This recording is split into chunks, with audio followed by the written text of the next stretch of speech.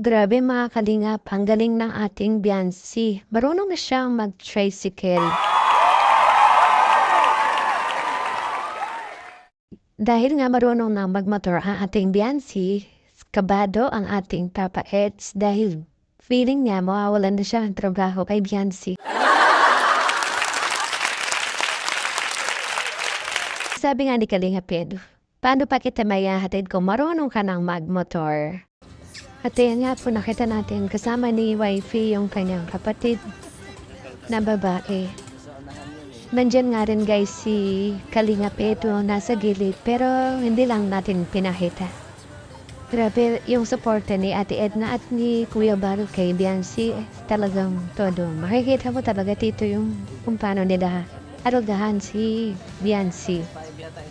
Makikita mo yung parang kinuturing na siyang anak ni Kuya Bal at ni Ate Edna. Salamat talaga kay Kuya Bal at Ate Edna. At ito na nga mga kalignapi yung actual na pagmumotor ni Biancy kung gaano siya kagaling.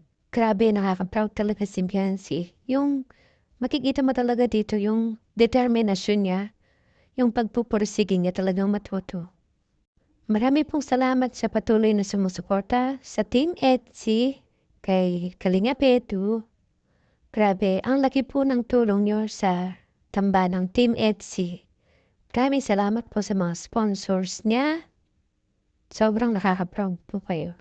Ayan po, panoorin po natin kung gaano kagaling magmotor si Biancy. Yung ilang araw pa lang niyang pag-practice, grabe, sobrang galing niya. Dito kami guys sa Dolbes for the bus. Dito si Biancy na nakita namin na pag-practice guys sa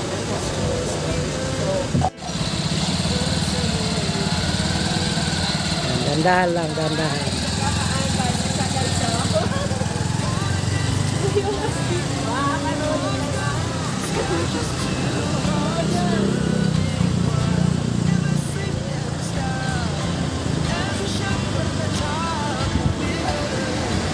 Yan si Biancy po ang may dala niyang tricycle. Marunong na si Biancy mag-tricycle.